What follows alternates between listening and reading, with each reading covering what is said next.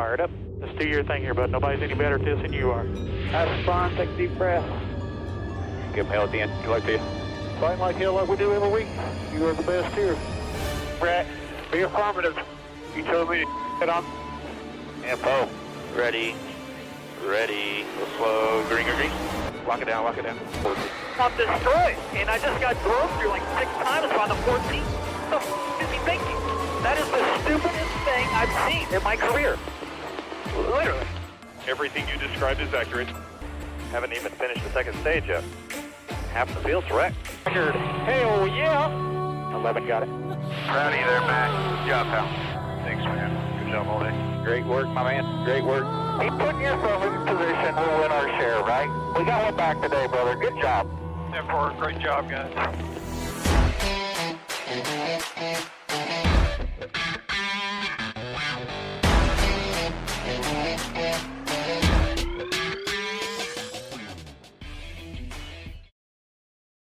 And welcome back to another exciting week of Racing in the Draft. My name is Mark.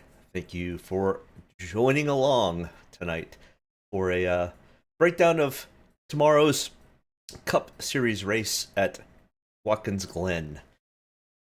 Boy, last week was quite interesting. And before we head to the Glen, let's take a look back at the Indy Verizon 200 at the Brickyard, where Michael McDowell kind of stunk up the show, I guess. But it was actually quite entertaining to kind of watch everything else that was happening throughout the field, while Michael McDowell just put a clinic on road course racing. So let's take a look at what I got right and what I got wrong, because I got a lot wrong last week. I think a lot of people got a lot wrong last week. If you were going off of any of the old races that had happened at Indy on the road course was always quite interesting, and road courses in general have always been a little bit interesting. And this one, I guess, was interesting because it didn't play out any way of the sorts that I thought it was going to. I mean, William Byron, yeah, that was kind of a predictable one, starting from dead last in the field, but I also was kind of under the impression that maybe they were going to try to do some stuff, but they actually ended up getting a caution when they needed it the most and made the most out of it and worked their way back up to 15th from 39th. I thought that maybe Kevin Harvick would have had a little bit better of a day, but he only came in to 23rd. I mean, he still made the top 14 in points, but that still was not even close. So I kind of missed both of those. And I think it was, I can't remember who started 37th, but that turned out to be a bust. Yeah, so I mean, pretty much, I mean, if we look at this, I expected this to be a pretty large place differential, and it really wasn't. Michael McDowell started 4th, led 54 laps. Now, the part that I did get right was fast laps, which are the higher of the points when we're looking at laps led and fast laps. I mean, Michael McDowell led 54 laps and only had 2 of the fast laps. Chase Elliott had 8. So dominator points kind of played a little bit of a role. I mean, even Michael McDowell leading 54 laps only got 62.4 points. William Byron starting 39th, making up the 15th, was the second highest at 54. And Chase Elliott didn't really have any dominator points other than 8 fast laps and 1 lap led and got to 46. So, I mean, the premise of place differential and finishing position still played a factor. I just expected there to be a little bit more carnage and a little bit more guys sliding to the rear or people moving up further through the pack to give us points. And that really wasn't the case. But either way, it was still, I think, quite entertaining. Hopefully your lineups did a little bit better than mine, because mine did not turn out very well at all. But the Xfinity race today, I did do well at. Even with the late restarts and issues with Ty Gibbs and everything. But it was quite an entertaining race. Hopefully we'll have some of the same for this race tomorrow. Optimal Lineup Challenge now through 24 races, 2 races left of the regular season. This Optimal Lineup Challenge does go through the entire year, including playoffs. But we've got quite a juggernaut up top. Kyle Busch, Martin Truex Jr., Chris Buescher, and William Byron, all with 7 optimal lineups so far this year. And then 3 more guys with 6, Ricky Stenhouse Jr., Kyle Larson, and Michael McDowell, now all within 1 spot of each other. Yeah, it's quite a juggernaut up here. I mean, half of this column is pretty much within reach for everybody. So, quite interesting to always kind of take a look at that. But yeah, I literally had to add thumbs downs for this one.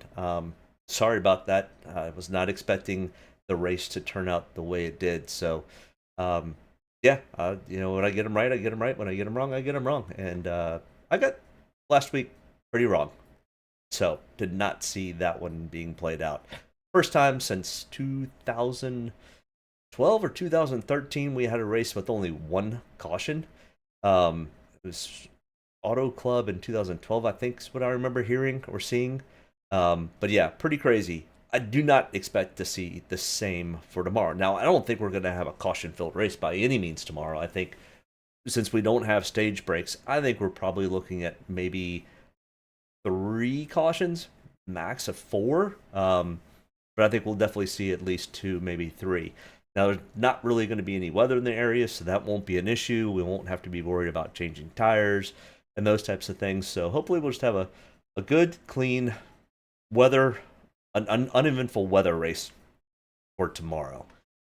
But speaking of tomorrow, let's go ahead and take a look at the GoBowling.com at the Glen, up in the Finger Lake region of New York State. This is a road course type. It's one of the oldest road courses on the schedule next to Sonoma. The Cup Series has been coming here for, I think I saw 1960s, 1950s. And then they really kind of got full-time in the 80s. So, but this race length is 90 laps. The track length is 2.45 miles with only 8 turns. It's one of the least amount of turns for a road course that the Cup Series goes to. And Dominator points, once again, Dominator points aren't really going to matter all that much. We're looking at 63 total Dominator points for this entire race, 22.5 coming from laps led, and 40.5 coming from fast laps. So, I mean, it's going to be another, we're looking for place differential, we're looking for finishing position. And, if we do happen to get a little bit lucky, we may have somebody like a Michael McDowell that leads a bunch and gets some laps led. But, I mean, we don't have stage breaks, so can the leader get out to a quick start? Who knows? I mean, Ty Gibbs today for the Xfinity race led a ton of laps. I haven't gotten the full breakdown, but I'm pretty sure Ty probably ended up pretty close to being in the optimal lineup, if just right outside of it. So our track comparisons, we definitely look at Sonoma, we look at Watkins Glen. We could still even look at Road America because we did race at Road America in the Next Gen car last year. Coda from the last 2. These are more traditional road course style instead of Roval style, where they've taken the oval and made a road course in the middle of it. So we definitely take a look at more of the road course style types of tracks.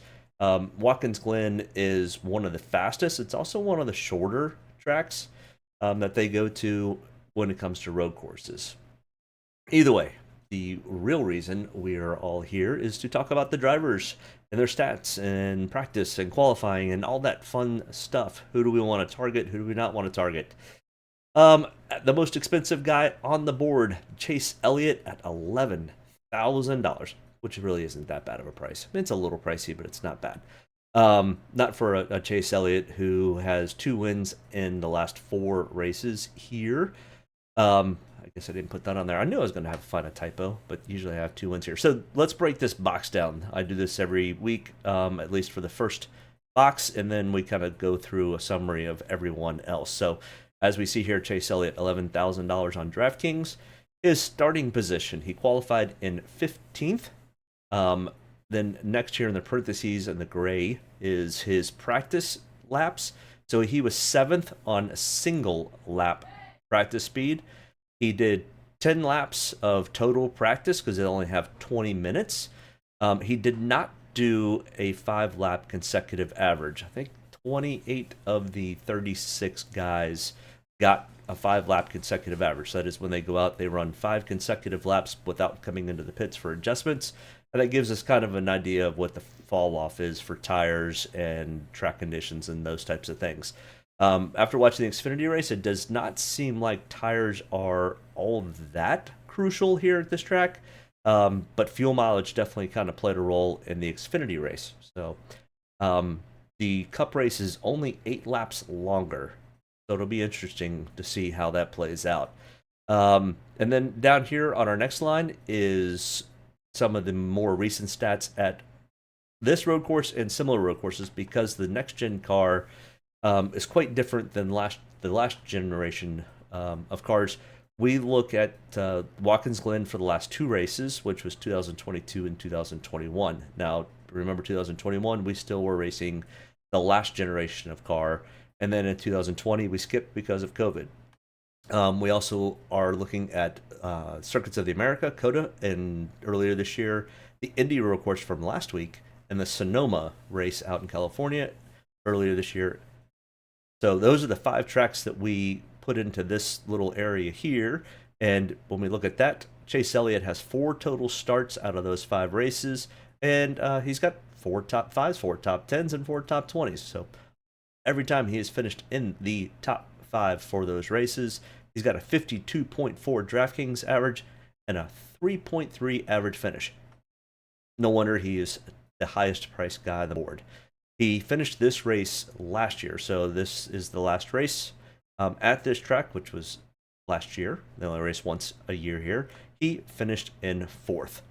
He has 27 total road course starts to his history, so this is the full road course history. So all the road courses that Chase Elliott has ever run in the Cup Series. 27 total, 6 wins, 15 top 5s, 18 top 10s, 23 top 20s, and a 7.8 average finish for those 27 road course starts. And then over here in the top left is this number here, the 2, is I have kind of an algorithm. It's a spreadsheet that kind of takes into account all of these stats, current trends, so the last 10 races that they've run, whether it's road courses or ovals or short tracks or super speedways, it's the last 10. So it's kind of a trend of what direction Chase Elliott or the team is headed. It also looks at the last 10 road courses. It looks at practice. It looks at qualifying, place differential potential, all those types of things. And I put a number variable for each of those different factors for laps led and fast laps and finishing positions and place differentials, all that stuff. He comes up with the number 2 on the ranking system here. So 45 to 50%. This 45 to 50% is my ownership that I currently have on my lineups, and I run 40 different lineups. I do 40 because I do a lot of the 20 max contests. I'm pretty much just a tournament player. I do understand cash and playing cash. So if you have questions, hit me up on the chat. I can also answer cash tournaments, but I do mostly the big tournaments with some limit of entries. So 20. I do some of the 3 maxes on occasions, but for this sake of this video, this 45 to 50% is based on 40 lineups. So I've got Chase Elliott somewhere between 17 and 20 times out of 40 lineups. So that's a full breakdown of this. If you're just coming in, make sure you hit that like and subscribe button. Make sure you hit me up in the chat and let me know that that you're here. And who do you have for the race tomorrow? I do like Chase Elliott. He has to win to get into the next round of playoffs. So I expect Chase Elliott to probably have a pretty solid day, and they're probably going to come prepared and ready to try to battle. I'm sure he probably wishes he had qualified a little bit better. Starting 15th is a little bit tougher. It's a little tough to pass at this track, but they can definitely make up some grounds. They almost got the win last week and finished second. So I have a feeling Chase Elliott will be a contender in this race. Next in line here, his teammate Kyle Larson at 10,800, starting 5th. His practice speeds in single lap was 4th. He did 14 total laps of practice.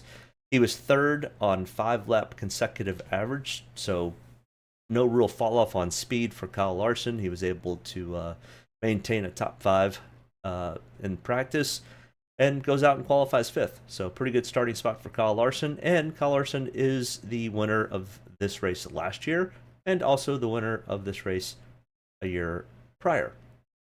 So the last 2 years, Kyle Larson has won this race. And the 2 years prior to that, Chase Elliott has won this race. So the last 4 years have been covered by our 2 top dollar getters in Draftkings. And I expect probably both of them to, if they don't have mechanical issues or any problems, they will probably finish in the top 5. So definitely keep an eye on them. And that's why I have got a lot of ownership in both. Kyle Larson, like I said, has 2 wins out of the last 5 races that we're looking at, and those 2 wins happen to come here at Watkins Glen.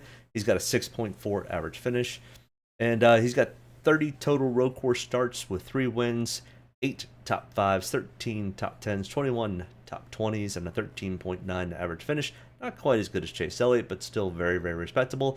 And he's starting 10 spots better. So really targeting Kyle Larson to have a good finishing position. I expect Chase Elliott to do the same, but have some place differential. So that's going to be the biggest difference between these two.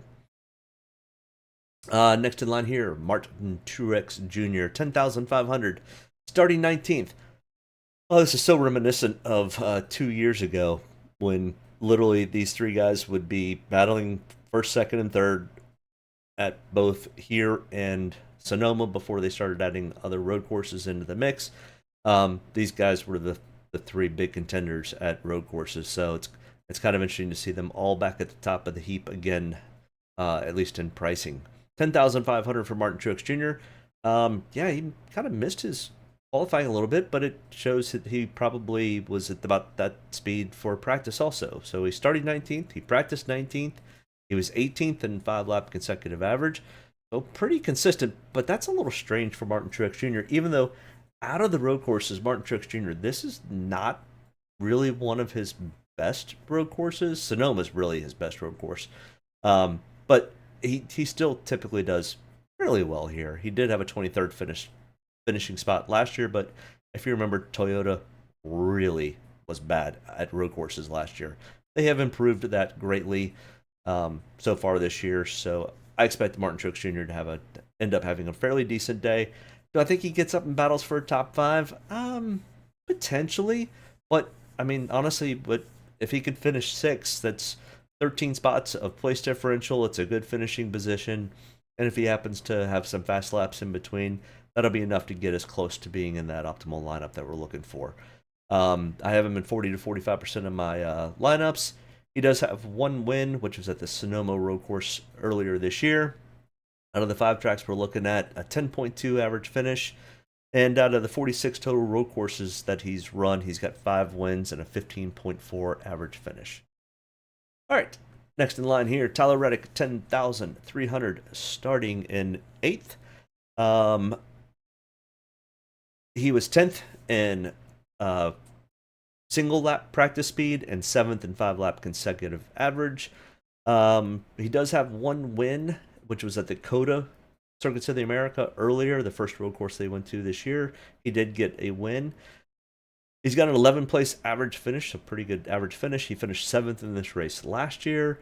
He's got 3 total wins on road courses, and that pretty much came at COTA, Indy road course last year, and Road America last year. So Tyler Reddick's been very, very consistent, very good on road courses.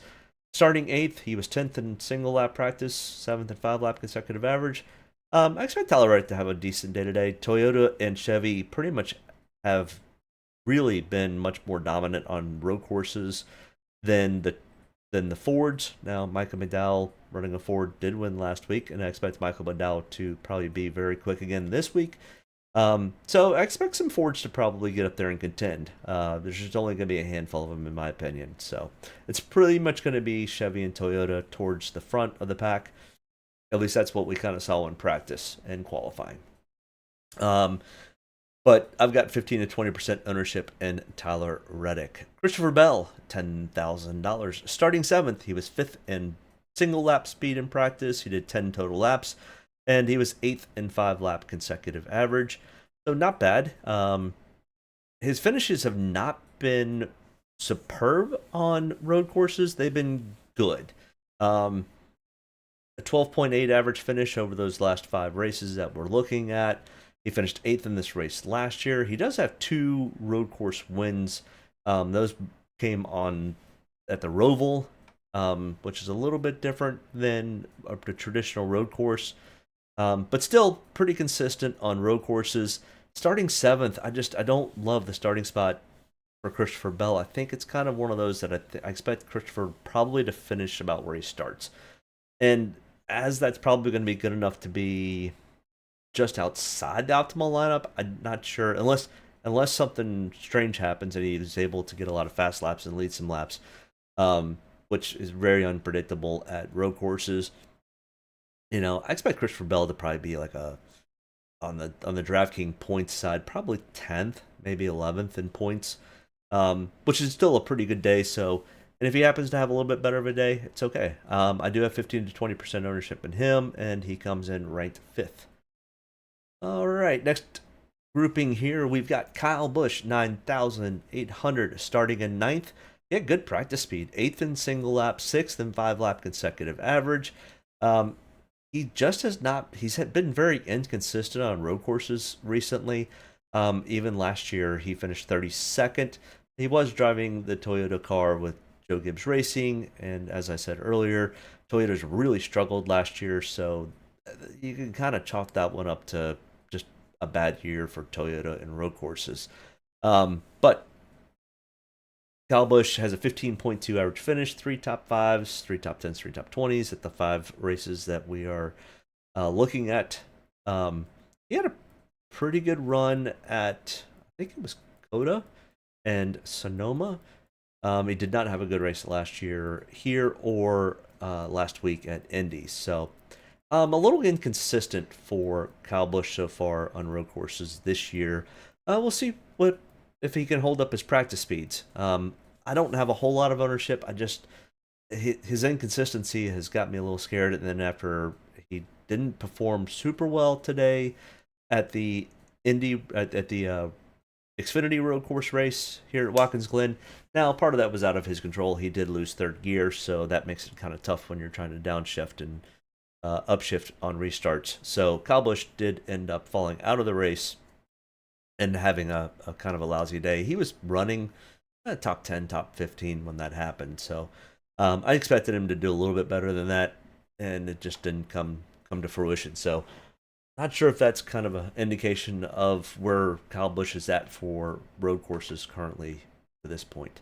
All right, next in line here, Michael McDowell got the win last week. Good job, Michael McDowell. Congratulations. You are now playoff locked and ready to go. Excuse me. So pretty exciting. Yeah, he kind of stunk up the show, but there was a lot of action throughout the race last week towards the back of the pack.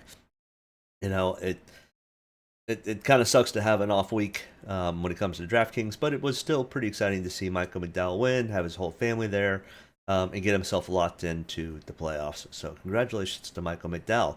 Can he do it back-to-back? Can he pull a Chris Buescher and win back-to-back races? I mean, this is probably Michael McDowell's favorite road course, to be perfectly honest. He always has run fairly well here. He led laps last year at this track.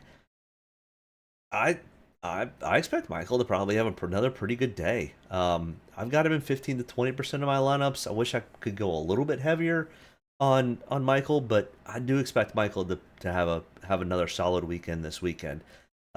It's a little tough with him starting 3rd to have a whole lot of ownership, because if he does have a little bit of a slip, it really takes him out of contention of being in the optimal lineup spot. So, coin flip. I don't know really what to do with Michael. James Woodford. Hey, Mark. Sorry I just got here. AJ's looking fast. Yes, AJ Allmendinger is looking fast. So is Michael McDowell. Yeah, there are a couple really fast guys. I mean, Kyle Busch, or not Kyle Busch, but Chase Elliott didn't qualify really that well, and his practice speeds were okay. But I expect Chase Elliott to be in the mix. Yeah, in practice, yeah. He also qualified pretty well too. But Michael McDowell, our winner from last week. I mean, I've got some ownership of Michael this week. I just don't. Can he repeat? Absolutely. This is his best road course.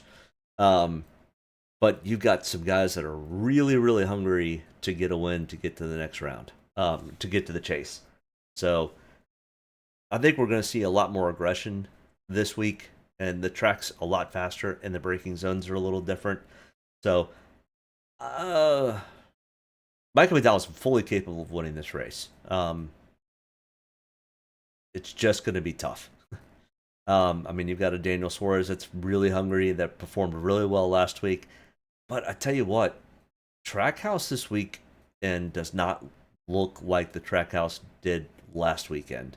I know Ross was just off last weekend too, but Daniel actually looked really fast. Well, this weekend, Daniel and Ross both are slow in practice and qualifying. So they're really going to have to do something or have some real trouble out of Bubba Wallace. I mean, if a Chase Elliott or if we have a new winner, that's really going to put a damper on Daniel Suarez. He's going to have to go to Daytona and win, and so will Bubba Wallace, because they will be way too far out to try to get in. So Daniel Suarez, I mean, he's really, really good at road courses. I didn't love the speed in practice, and he was okay in qualifying, but not great. And when we're talking about DraftKings, I don't know if I love the play here. I mean, if he can get a 5th place finish like he did last year, okay. But the speeds are a little off. So I'm not sure if they put all their eggs in their basket last week and just didn't have what they needed to for this race. I don't know. I just don't love the Suarez play as much this week as I did last week. I'll rewatch the part I missed, but could you say your percentage on Chase Elliott this week? Yeah, it's high, 45 to 50%. I really, really like the Chase Elliott play, especially mostly his starting spot. So hopefully that I mean, his consistency here, he's finished. I mean, he won 2018-19. They skipped 20. Larson won 21-22 here. So Hendrick has pretty much owned this track for the last 4 races. Yeah. So that I'm very, very heavy on Chase Elliott. In fact, Chase Elliott is probably my highest owned compared to the 3 top guys. So that lets you know I think Chase Elliott. This is Chase Elliott's track to lose. And I don't think his teammate gets in the way.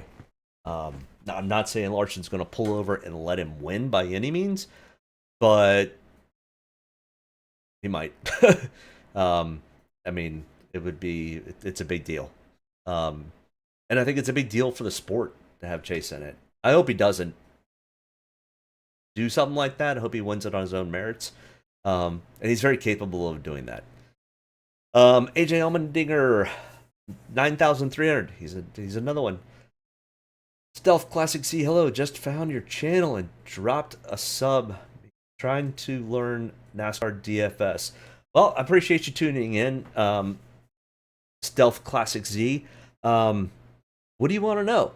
We've got a couple of guys in here that play pretty consistently. I mean, I've been playing NASCAR DFS for a long time, hence why I do the channel.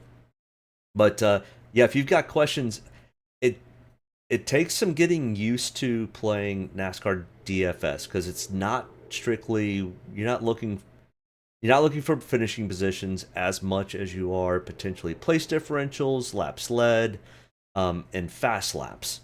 So every lap there's a fastest car on the track, and you get 0.45 points for each one of those laps that you're the fastest guy on the track. That you literally could be running 34th, have the fastest lap, and you get credited with a 0.45, which those begin to add up. So ask away. I'll be more than happy to try to answer whatever questions you may have and kind of give you some strategy advice on who to take and who not to take. AJ Allmendinger, let's get back to him, the road course ringer, who hasn't really been a road course ringer as of late, but he does like this track, probably out of all the tracks. This is kind of like an AJ Allmendinger, Michael McDowell style track. They both do very, very well here. They know how to perform well. It's high speed, high braking, lots of places for passing, but passing is tough. And AJ is aggressive enough to get those passes done. Now, he doesn't have to pass a lot of people. He's starting in 6th. We just need to make sure that he holds up. Now, he was fastest in practice. He was first in single lap and first in 5-lap consecutive average. So, really good on practice speeds. Qualifying, he looked solid. He's got a 17th place average finish over the 4 races. He did not do the Watkins Glen 2021 race, but when we're looking at Watkins Glen 2022, the Dakota from earlier this year, the Indy Road Course from last week, and Sonoma from a couple months ago, he's got a 17th place average finish. But like I said, this, out of all the road courses, is probably AJ's best road course. So he finished second in this race last year. He's got 2 wins. One of those 2 wins in his career are here at Watkins Glen. The other one is at the Indy Road Course he got 2 years ago. So I expect AJ to be around at the end of this race. I like AJ Allmendinger a lot. I've got 20 to 25%. I could probably even see going up on this number and maybe going down a little bit on the Truex number. I just like Kyle Larson and Chase Elliott a lot this week. And I could put AJ probably up there in that mix, along with Michael. I just don't love the Michael McDowell starting spot. Chris Buescher, 9,100, starting 13th. Another really good road course racer who doesn't have a road course win yet to his credit, but has a 9.8 average finish over the last 5 races on road courses that we're looking at. A 14.4 average finish for his career on road courses. He was 6th in single lap speed, 9th in 5-lap consecutive average, starting 13th, so we've got a little bit of place differential. Thanks, James. I just happen to have been watching NASCAR for a long time. I've learned a lot about the sport just from his show, so thanks, James. I appreciate that. And Stealth, let's see. So I started playing today. Oh, you picked a good one to play today. It was an up and down day on DraftKings. Doubled my money in Xfinity today, so that was great. But just trying to understand the whole scoring system, who to take, who not to take, and all that. Wow, you picked a fun couple of weeks to get into NASCAR DFS Stealth.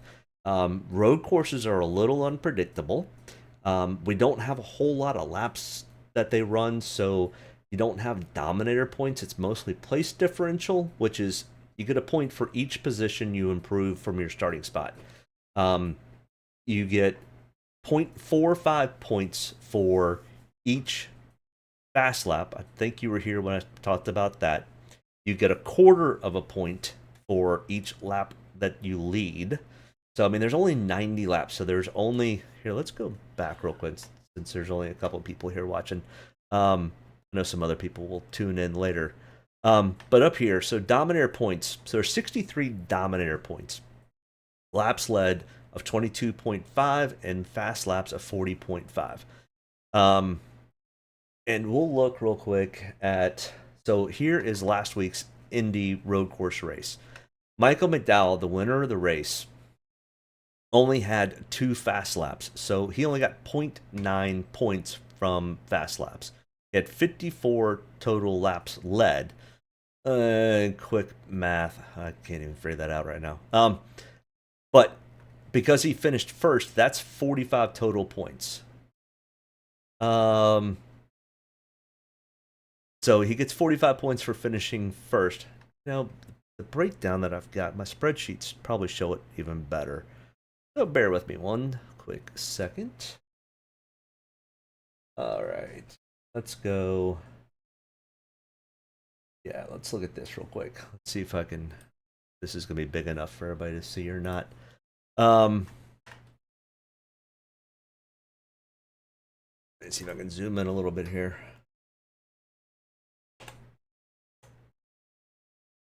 All right, so we'll kind of look at Michael McDowell. He started 4th, finished 1st.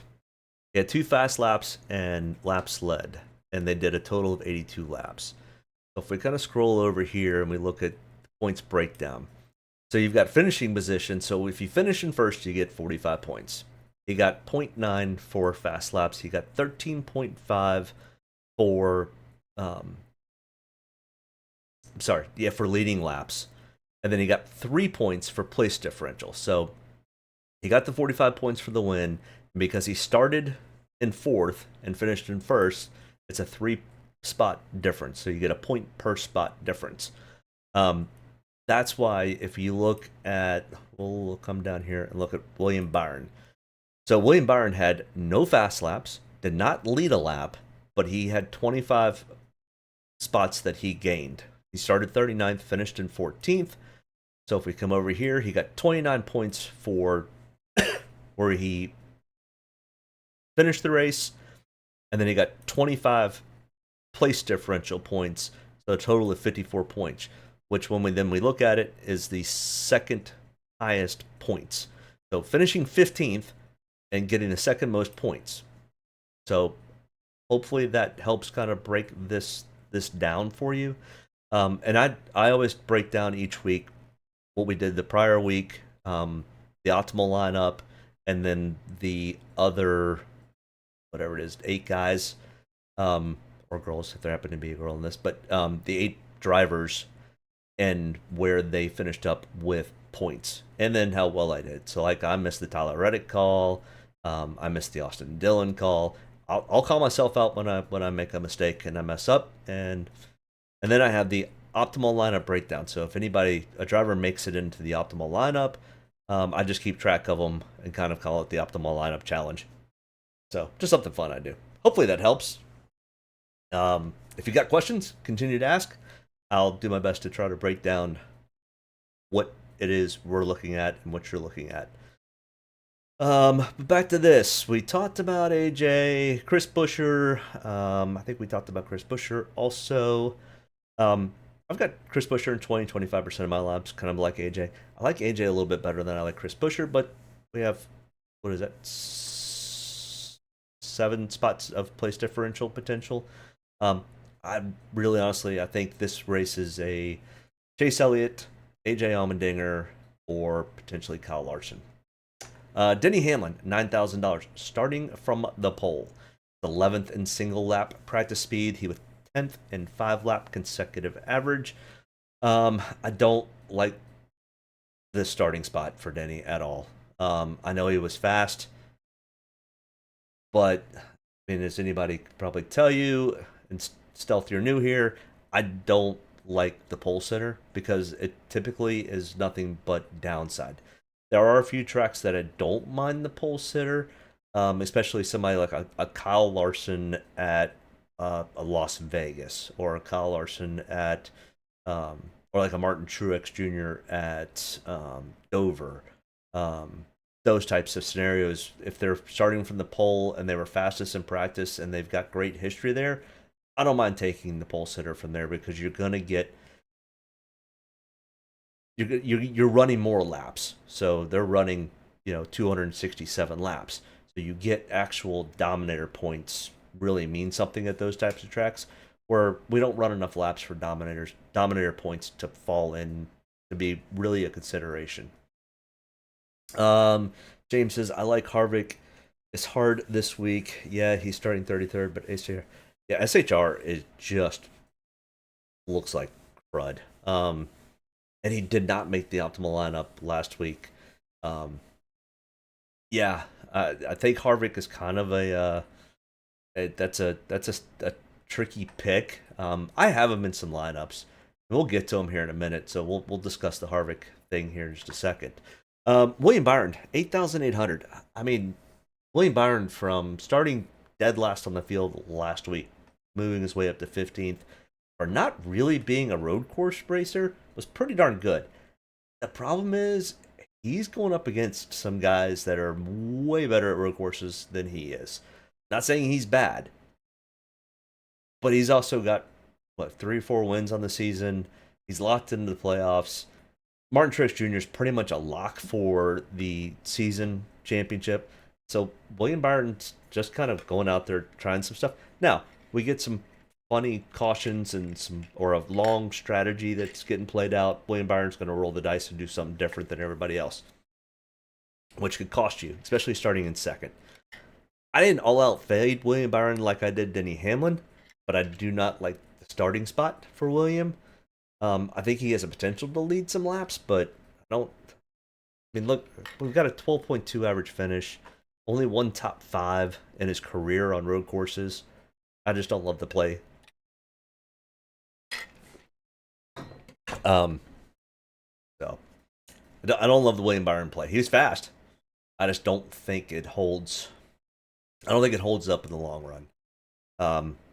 Ty Gibbs, who was extremely fast. I'm guessing, Stealth, that you did not have Ty Gibbs in your lineup today, and if you did, you got lucky because you had some other heavy hitters in your Xfinity lineup. I mean, I guess you could have had Ty Gibbs and finished well, but that was costly. 8,600, starting 4th for Ty Gibbs in the Cup Series, leading all those laps today. He has won here at Watkins Glen before. Not in a Cup, but in Xfinity, and almost should have won today's race. He's good on road courses. He's getting better and better at this car. He would have had a great finish last week if he hadn't gotten turned early in the race. And then they just never had a caution, never get caught back up. 13th in single lap, 11th in 5-lap consecutive average. This is a tough call. I want to see Ty Gibbs do well.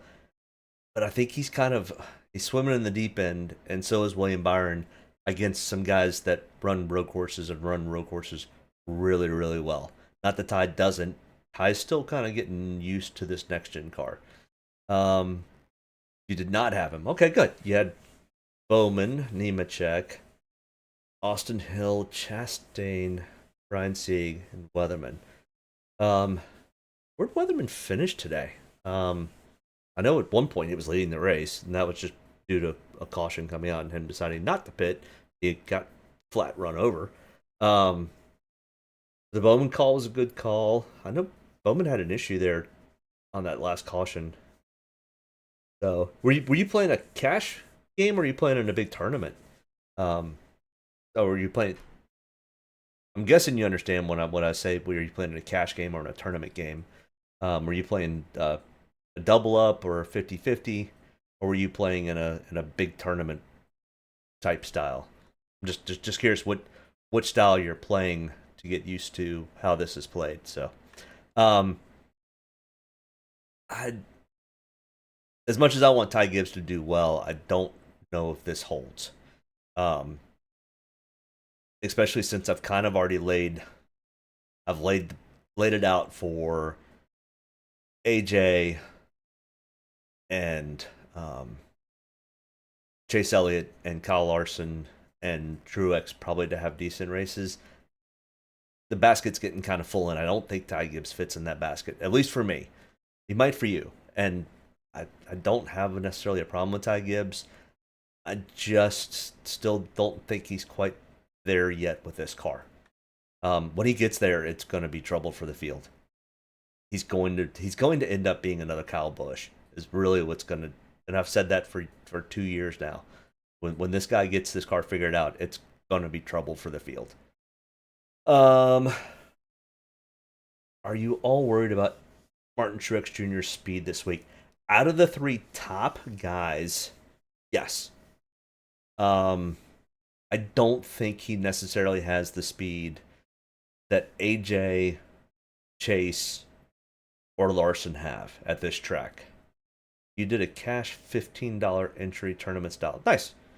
Good for you. glad you doubled up. That's a huge win. So you went from 15, you hit for 30. Heck yeah, good job, dude. That's really good for your first one. I can't remember where Bowman finished. Did he really finish that well? One second, let me look at that. Infinity. Here.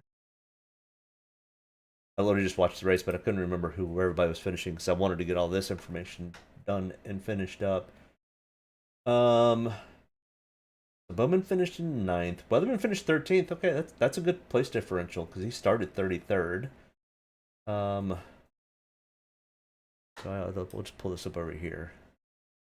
Weatherman and Chastain have my most points today. Yeah, so Chastain started 17th and finished 4th. So you got 13 points there in place differential. That's a good call.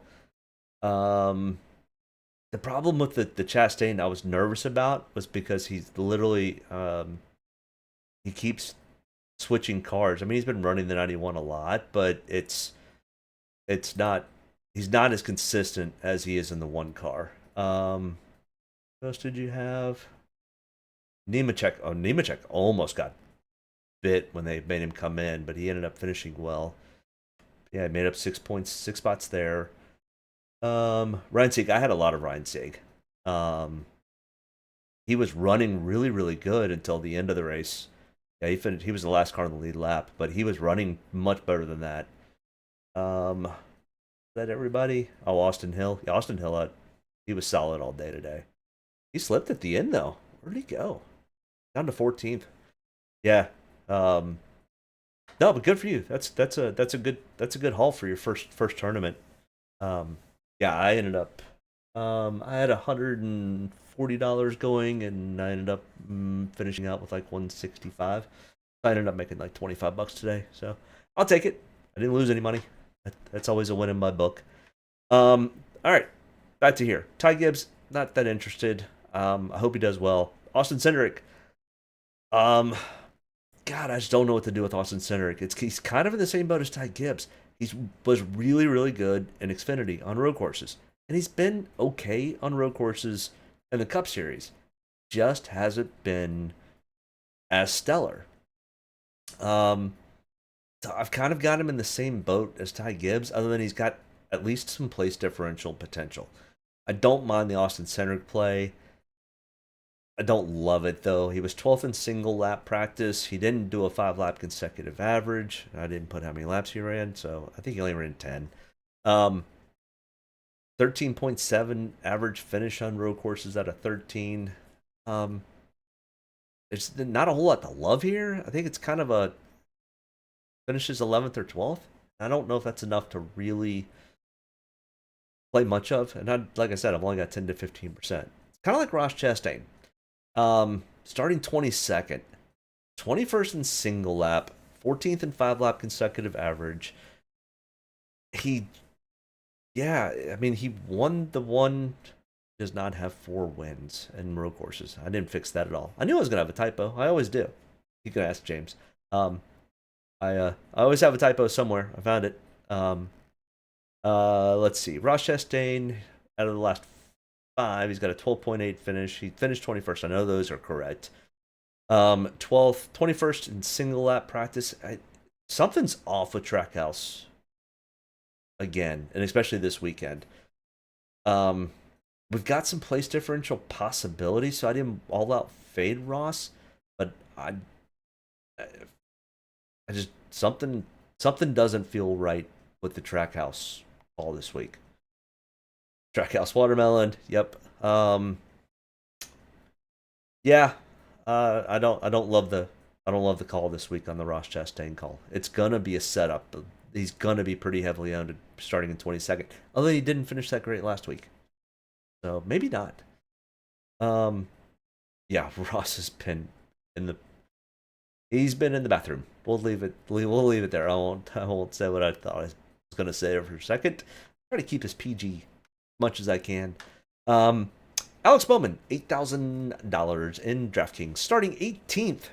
A little bit better in practice, 15th in single lap, 12th in 5-lap consecutive average. Alex is a good road course racer. 11.4 average finish. Finished 14th in this race last year. Out of the 5 races, 2 top 5, 2 top 10s, 5 top 20s. I don't mind the Alex Bowman play. There's a decent amount of place differential, and there is a just absolute has to be there and challenge for the win today. Now, do I think he's really got anything for Chase Elliott, Kyle Larson, AJ Allmendinger? No. But I've also seen those group of guys get too aggressive, ended up having issues. Saw that today. And Alex Bowman had a good finish today because of what was going on the track.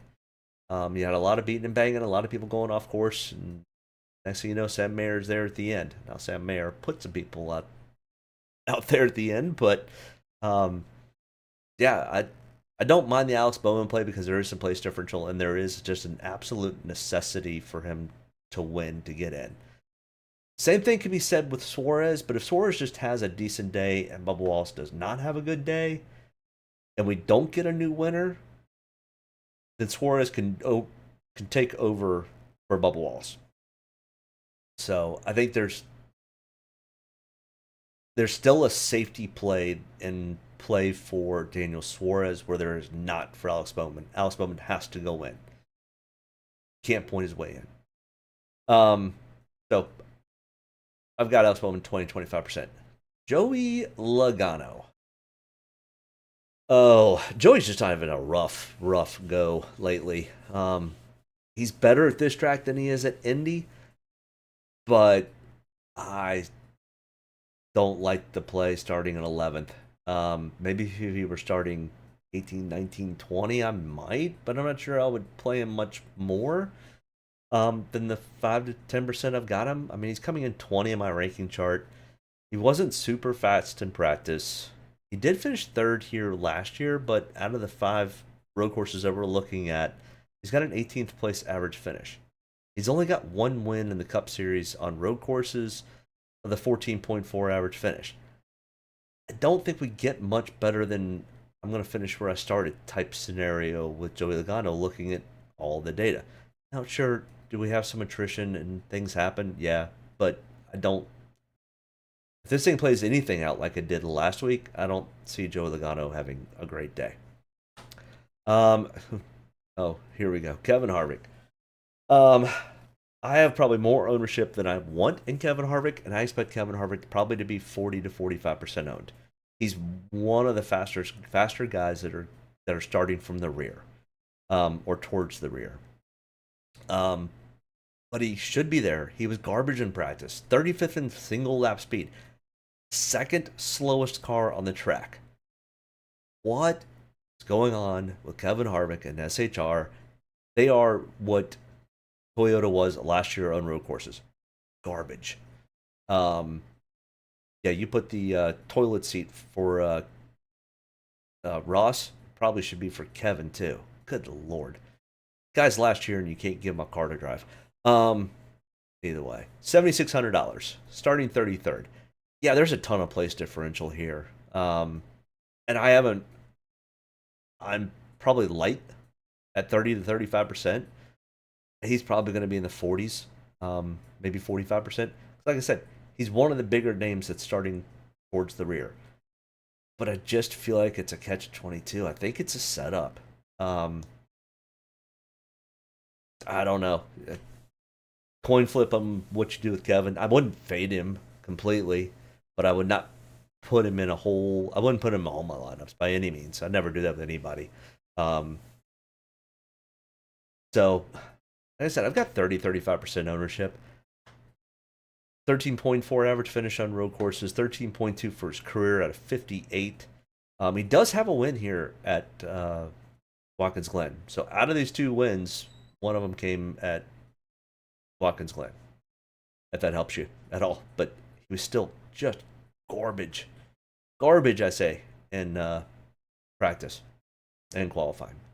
Ryan Blaney, another Ford. It's the curse of the Fords on road courses, other than McDowell and RFK. Penske Stewart Haas Racing have not been very good on road courses. Ryan Blaney, 7,500, starting 23rd, 17th in single lap, 13th in 5-lap consecutive average. Not great. He's got a 20.6 average finish out of the 5 races up here that we're looking at. And out of his 28 total road course starts, he's a 15.4. So his total overall career average is pretty good, but what have you done for me lately on road courses? Nada. Finished 24th in this race last year, starting 23rd. I think it's going to finish where he starts. I mean, he's probably going to fit. He's not a 23rd place driver. Neither's Kevin Harvick, but you got to use what you're dealt. Eat the chalk. I don't want to eat the chalk. I don't want to. Don't make me eat the chalk. I don't know if I should play him in cash or not. Help. I would not play Kevin Harvick in cash tournaments. Nope. Don't like it. Don't like it at all. He's going to be super heavily owned. So I'm not eating the chalk. Not in a cash tournament. There are too many other decent plays in cash. With a slight little potential place differential. I mean, we're not talking about Christopher Bell last year when he started 38th and finished in the top 5 or something. Different caliber type of person, driver, car, practice, all the things. We're not talking about a William Byron in a Hendrick car who practiced really well last week and finished 15th. We're not there. I mean, Kevin Harvick started one spot worse than William Byron and didn't ever improve. So I don't love the Kevin Harvick play, especially in cash. Very unsafe in my opinion. People think it's going to be safe, but it's not. That's not a safe play. If there was something in here with practice that showed me some semblance of speed, or any of the SHR cars, I mean, even Almirola was slow. Preece is slow. Briscoe is probably the best out of the group. But Briscoe is probably also the best road course racer out of the group currently. Kevin Harvick's done well on road courses. I get that. But currently, Briscoe is probably the best on road courses. And he was not that great in practice. In fact, here he is. He's next. 26th in single lap. He didn't do a 5-lap consecutive average. He only did 8 laps. I mean, we've got 4 Fords here. We've got an 18th and speed for Joey Logano. We've got 35th speed for Kevin Harvick, a 17th for Ryan Blaney, and a 26th for Briscoe. 26th and 35th for Kevin Harvick and Chase Briscoe coming out of the SHR camp. SHR is just slow right now. I mean, sure, we could have a massive pile up at the front of the pack, and these two guys end up having good finishing positions. That's way too risky. Don't love it. I mean, out of the SHR camp, I could get behind the Chase Briscoe. And the only reason I went a little heavy on Kevin Harvick, because he's probably the most patient driver starting from the rear, and he just knows to just wait it out. Kevin will probably finish 17, 18, 19, 20th. Is that enough, though? Maybe. But maybe not. Because, I mean, there's some guys that'll be a little bit more aggressive from the back. Here's another one. Brad Keselowski, RFK, which has been much better, but still a Ford. 33rd in single lap, 21st in 5-lap consecutive average. Goes out and qualifies 24th. Lots of place differential possibilities with these Fords, but there's a glaring fact. They're all in Fords, and they're all struggling. The only Ford not is Michael McDowell. Then we've got a Bubba Wallace who self-owned sucks on road courses. Going out 14th in single lap, 27th in 5-lap consecutive average. I don't know what lap he had a bad lap, but he must have had a bad lap to fall that much off. And then goes out and qualifies 12th. And he comes in and he's like, I don't know what to do with here. I suck. And I'm like, okay, yeah, I have no interest in taking Bubba Wallace on a road course, especially starting 12th. If he were starting 33rd, maybe. But he finished 35th in this race last year. He's got a 26th place average finish on road courses.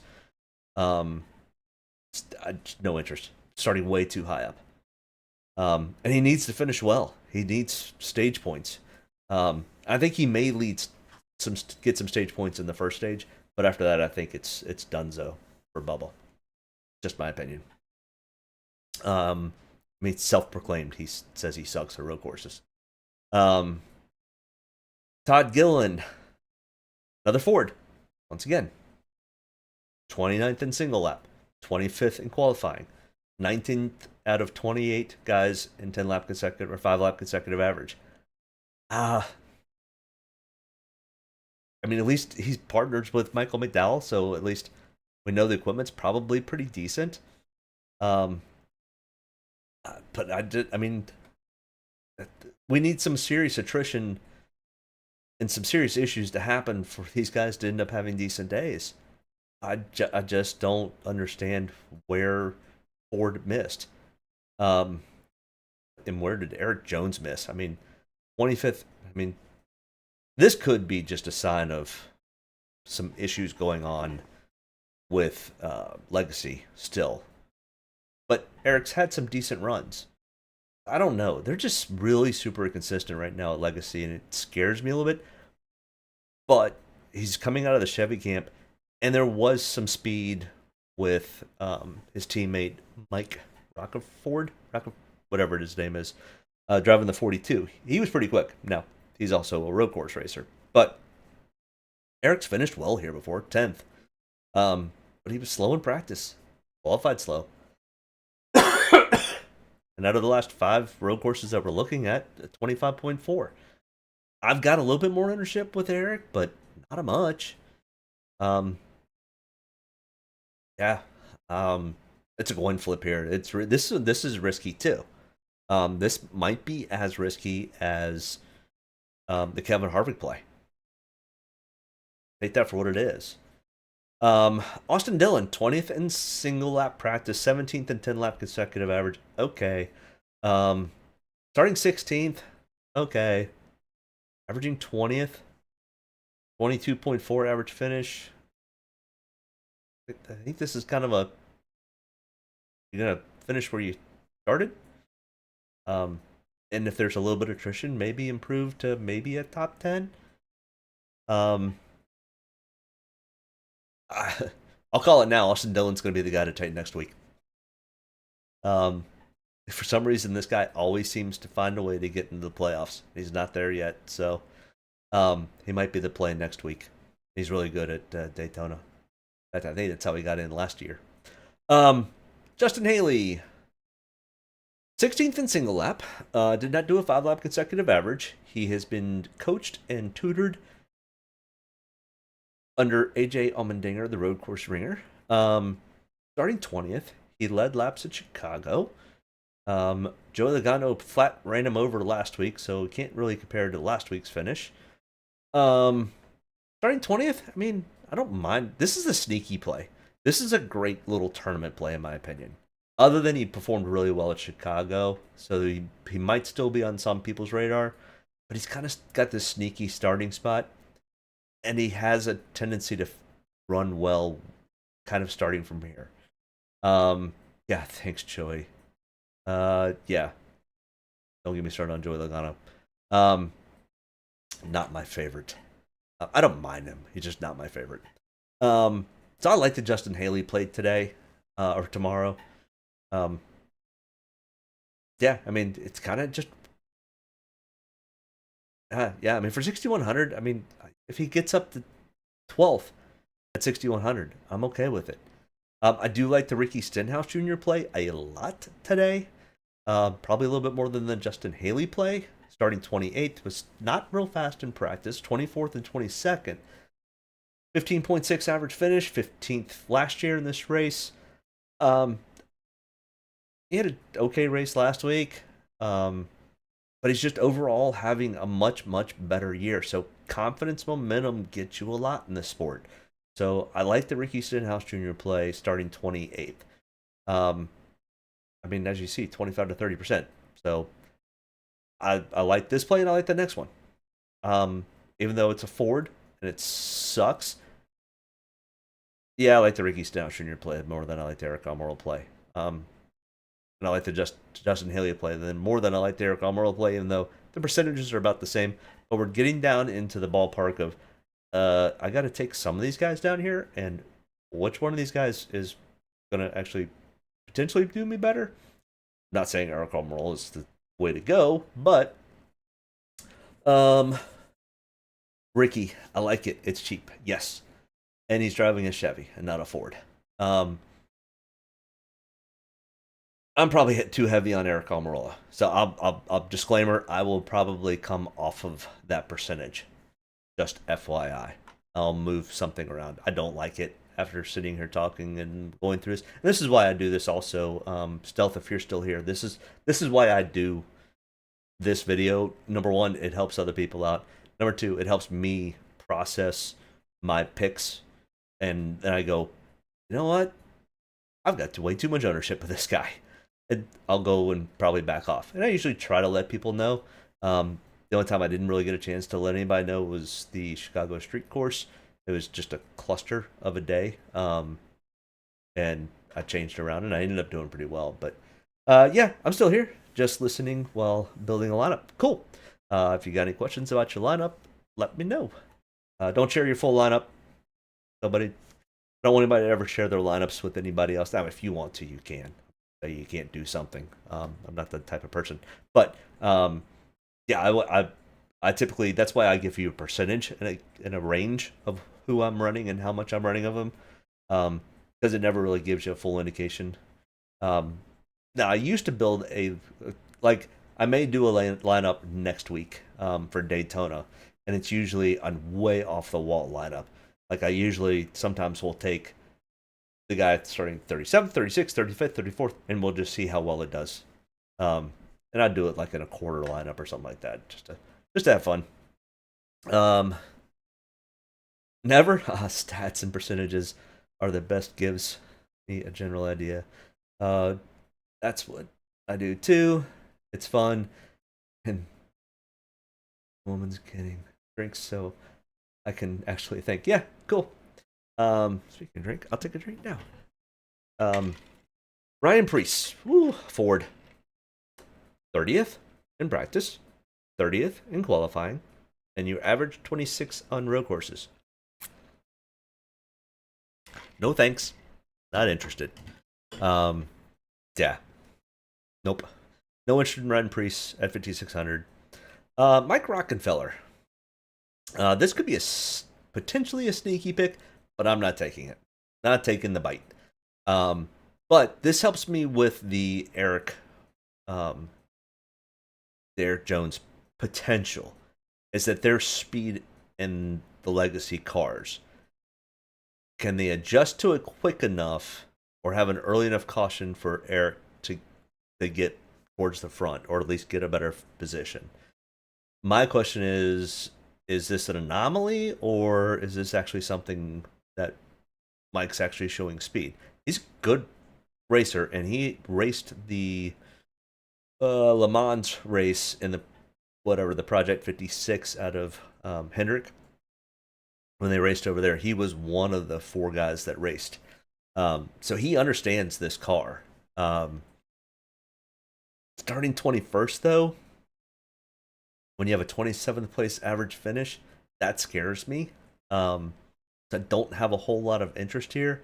I'd rather get bit with him doing well than take a bunch of him and him not do well. So I'm willing to stay away from Mike this week. And we probably won't see him again we may see him at the Roval. But that's unsure at this point. So I'm faded off of Mike just because he qualified too well. I hope he does well, but yeah, not really interested. Cole Custer. This is an interesting play. $5,400. Ran really well in the Xfinity Series. And if we look at his race here last year, he finished 11th. Now, that was in the Stewart-Haas 41 car. Stewart-Haas was better at road courses last year than they are this year, but still, Cole Custer was not running super well last year, except for at a couple of the road courses.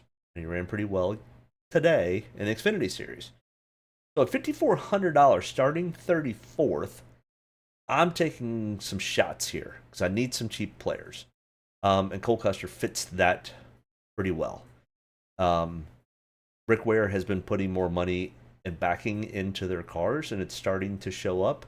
I can't remember where he finished last week. It wasn't great, but it was better than what I expected. So I'm going to take some ownership with Cole Custer this week. In fact, Cole didn't run last week. Where was that? Did I close that window? I think I did. Nope, here it is.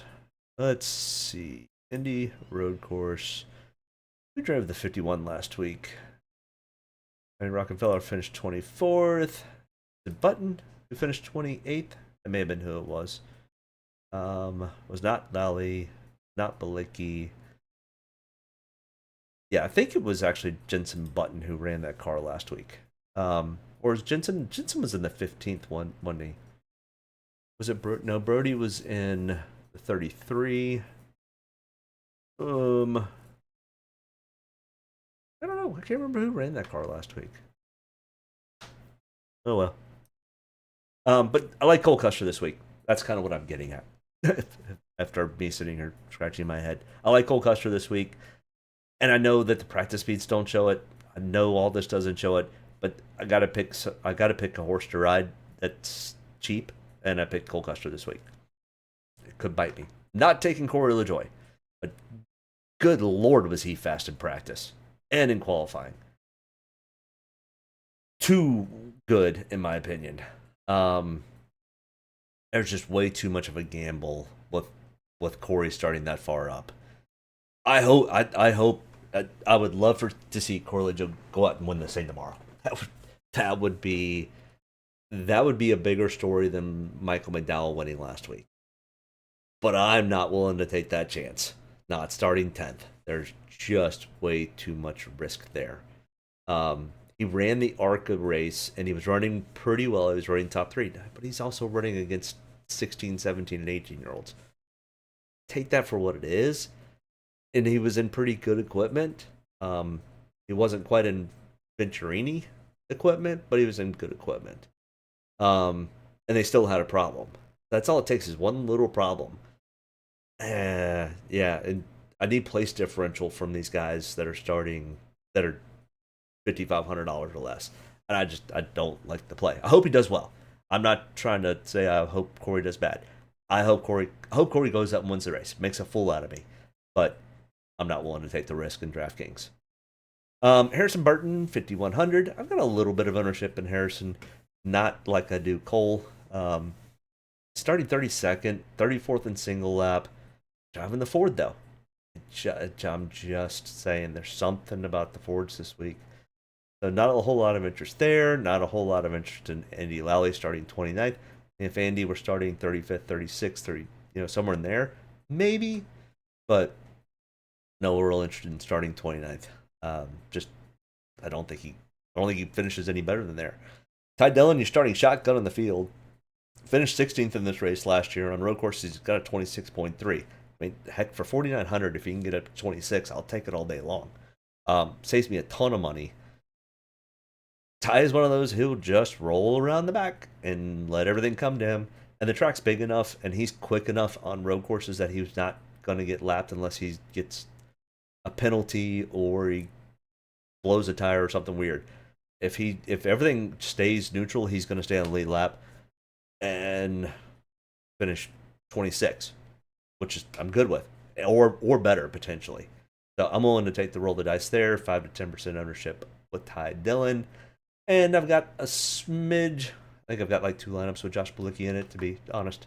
The 35th, he was 28th in practice. Okay. And he was running pretty well today in the Xfinity race. So guys that I like. And I think that will be highly owned. Truex Jr., Chase Elliott, Kyle Larson, Chris Buescher. Kevin's probably going to be highly owned, but I don't have very much ownership in him. Same with Ross Chastain. I don't have much interest. I've got some ownership in Brad Keselowski, but not much. Driving the Ford. I do like the Alex Bowman play. Daniel Suarez starting a little too far up for me. Don't Don't like the Ryan Blaney play. Don't like Austin Cindric play. Pretty much, I don't like the Fords. Ricky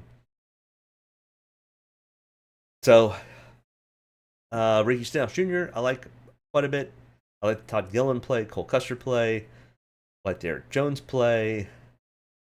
I don't mind the Justin Haley, and he's kind of down here in the orange. It's kind of like, ooh, be careful.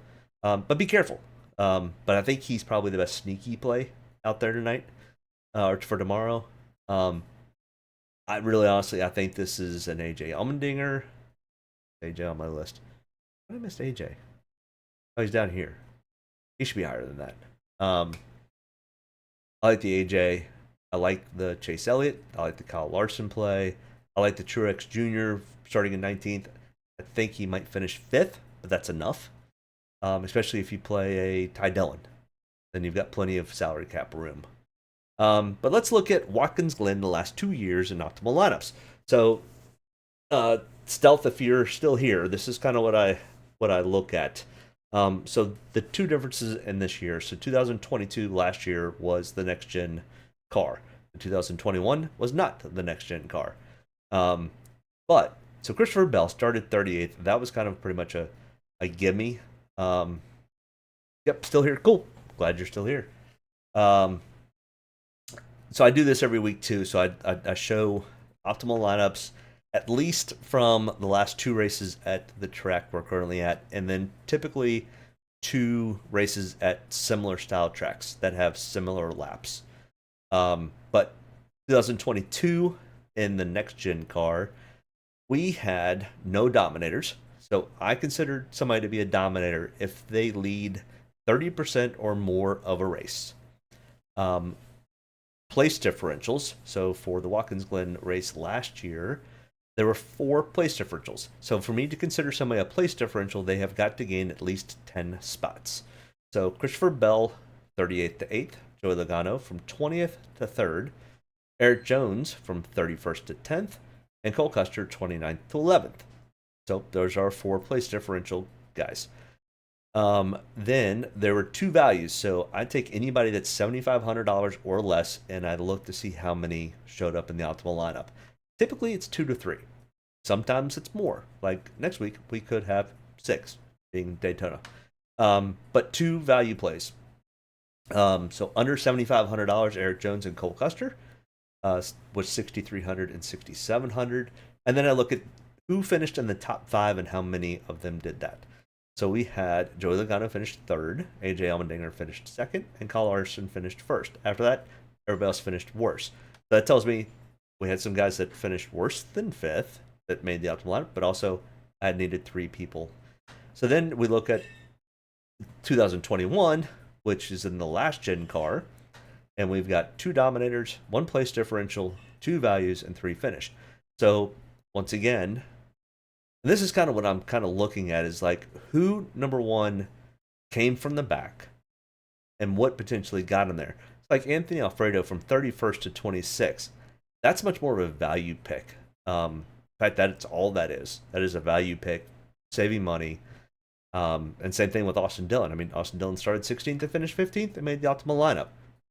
Crazy as that sounds, but I mean, they had 21 and 29 points. It's crazy.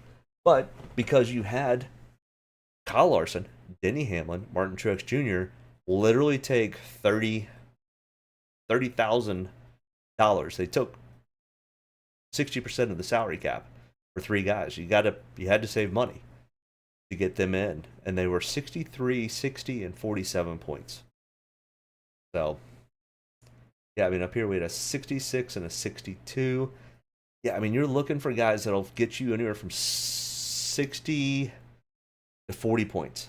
That's what you're looking for. And then figuring out which ones those guys are and plugging them in. That's the tricky part, though. That's why this sometimes is really tough. But I think we try to take as much of the weirdness out of it, even though you got to find the sneaky picks. As Matt's not here tonight. I don't know where Matt is. I sent him a text to him, told him I was going live, but Matt always looks for the sneaky pick. He always wants to know what the sneaky pick is because he and I play tournaments a lot.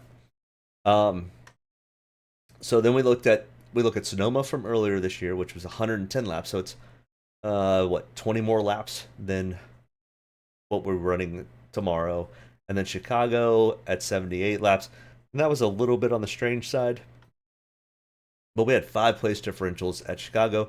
That was mostly due to weather and the rain. Sonoma is a little bit more consistent. We had 3 place differentials. And that, I mean, the best was 22nd to 13th, which really wasn't even a place differential. But Ryan Preece. Look, here's kind of funny, is we literally have Ford, Chevy, Toyota. 4 Fords. Boy, they've kind of fallen off. Yeah, it's interesting. But I still don't like the Fords tomorrow. Plain and simple. Still like it. My opinion. So Stealth, if you're still here, if you got any questions, I'm done with my presentation. And if anybody else has any questions or thoughts or whatever, make sure you hit that like button, subscribe. I think Stealth actually said he already subscribed. I appreciate that if you had.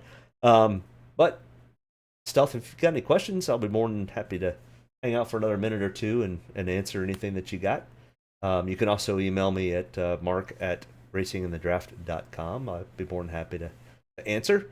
But if not, hit me up next week, or if you happen to hit for something big, let me know too.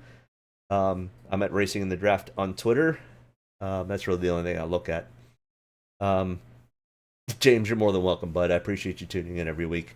Between James and Matt, and we're missing a couple of other guys. But it is still summertime, and people are still going on vacations and doing fun stuff like that. So, but Stealth, glad you were here. If you're still here, cool. Thanks. And we will chat with you guys soon. Let me know how you do, and enjoy the race tomorrow. I think it's going to be a good one. Have a great one. Thanks, guys. Bye. Get a good deep breath. Get ready to roll here. Only about one thing tonight, getting the W's, so got to be around the end to do that. Get ready to roll tonight, boys. Let's go have some fun. Don't get me any more fired up than I already am. All the way to the checker. You're fine. Nobody's got to run. Checker time, baby! Hell yeah! Proud of you there, Matt. Good job, pal. Thanks, man. Good job all day. Great work, my man. Great work. Keep putting yourself in position. We'll win our share, right? We got one back today, brother. Good job. Great job, guys. Excellent work, my man. Excellent work. Thank you. Man, that's awesome. Set out with a goal, we got it here, bud. Thank you very much. Really proud of you, man. Drove your butt off tonight. We had the fastest car here, bud. Probably killed our deal there. Just feel like I gave one away. Yeah, boys. Way to rebound. Great job. Great job, bud. Really good job. Appreciate you hanging in there with us all weekend. What a weekend. Good job. Thank you.